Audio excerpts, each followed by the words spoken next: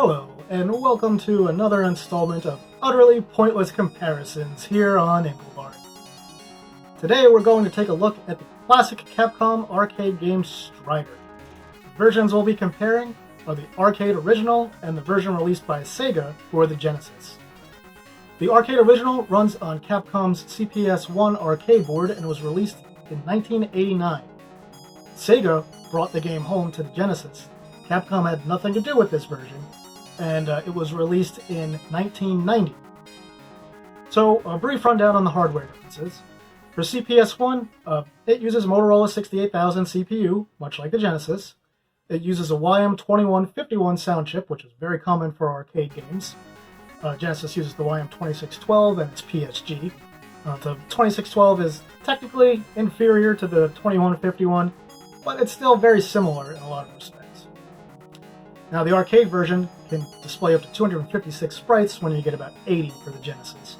Now, as far as the actual comparison for graphics, let's talk about that a little bit. The arcade one can show up to 4 layers of scrolling and has a huge color palette of over 65,000, over 4,096 on screen, whereas the Genesis is limited to 64 on screen from its palette of 512. So, we do see up to 4 layers of scrolling in the arcade game actually present in several levels. In the Genesis version, we never see more than 2, and some areas that have 2 layers in the arcade version only have 1 layer on the Genesis. Strider himself was completely redrawn for the Genesis version. In the arcade one, he looks a little bit cartoony. In the Genesis one, it looks like Sega went for a slightly more realistic look. And probably another reason he had to be completely redrawn is the resolution of the CPS-1 board is quite a bit non-standard for the time. It ran at a resolution of 384 by 224 pixels, whereas many systems of the time, including things like System 16 and Genesis, used a resolution of 320 by 224. So the CPS-1 had a much wider X resolution than most systems of the day. Now, as far as sound goes, this is one where I think, once again, the Genesis version in a lot of areas actually sounds better than the arcade version, particularly the music. Now, some music I still prefer in the arcade, but I'd say most of it sounds better on the Genesis. And the reason for that is, in the arcade, a lot of it is very soft and it's a little bit pitchy, things that you don't hear as much in the Sega version of the game. I guess the other thing I would say with the sound is in the arcade original, every single time Strider swings his sword, you hear the ha sound effect added with it, the voice. So you hear ha ha ha ha ha every single time you hit that stupid button. Now, they left that in the Mega Drive Japanese original release of Strider, but they took it out of the American Genesis release, and thank God for that. So, much better without that sound over and over. It was really annoying. Another sound thing to note is for the in-between level cutscenes in the arcade version, tons of voices. The Genesis version has none of those voices. Completely absent.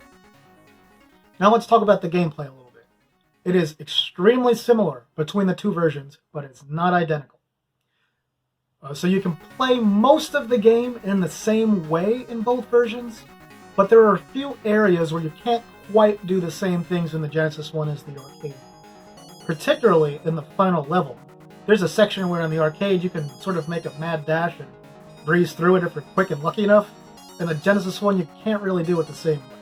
You have to be a little more careful.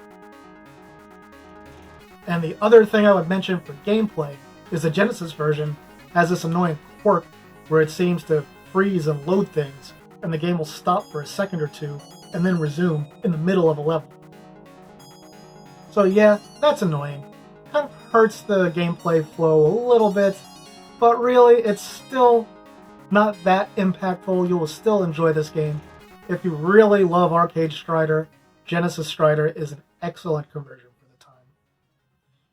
Now, a quick note on recording methodology. I did once again use save states in both versions of this game. I saved at the beginning of every level to ensure that I could complete each level without dying, so we could get as close a synced up comparison as possible. And no, that wasn't easy, particularly in the last level of the game, which is pretty freaking hard. And with that, let's go ahead and take a look at the arcade and Genesis versions of Strider. Woo.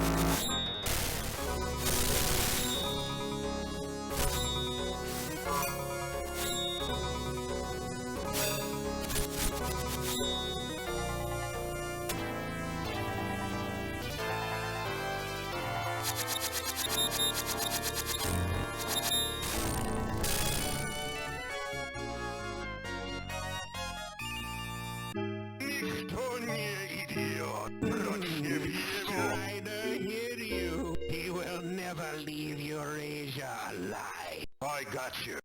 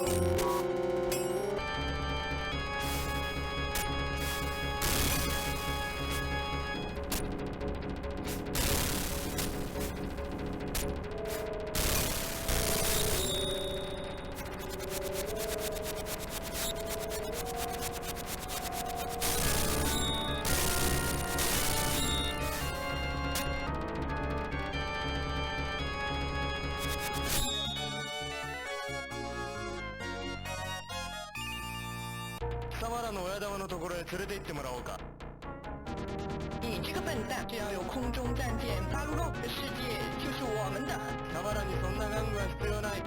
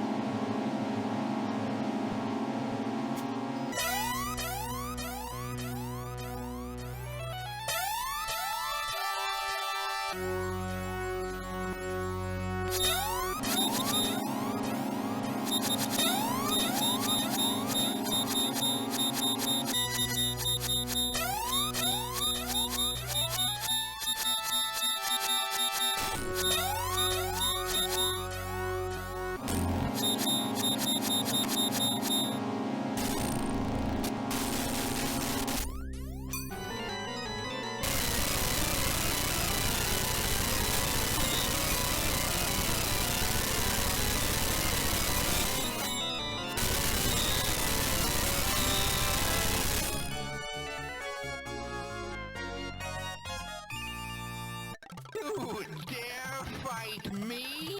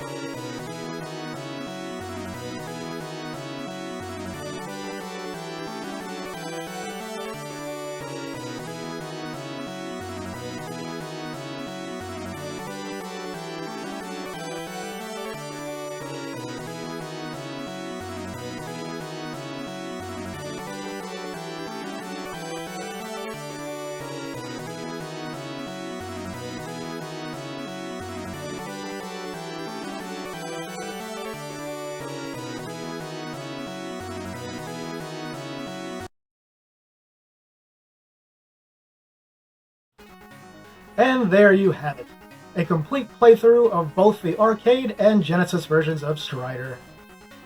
So, a couple of neato things that you may have missed while watching these comparisons. First one I will point out is there is one line of spoken dialogue in the arcade game between levels 1 and 2, where you see the big robot thing go, "I gotcha." That voice, if you were listening carefully, is Peter Cullen, better known as Optimus Prime from Transformers. Yep, that's him. Look it up. Another quick little interesting note is when you pick up the invincibility icon in the arcade version, Strider kind of glows and multiple duplicates of himself follow behind him, and every time you swing the sword, each of them swing their sword. In the Genesis version, when you pick up the invincibility icon, all Strider does is flash and swing his sword normally. He doesn't get a trail of Shadow Striders for that part. And that'll about do it for this one, folks. So once again, feel free to comment, tell me if there's anything format-wise you would like to see differently in these videos, or if there's any other games you particularly would like to see covered. I do have a pretty long list that I already plan to use, but I am definitely open to suggestions. And with that, I will say thank you for watching, and see me later!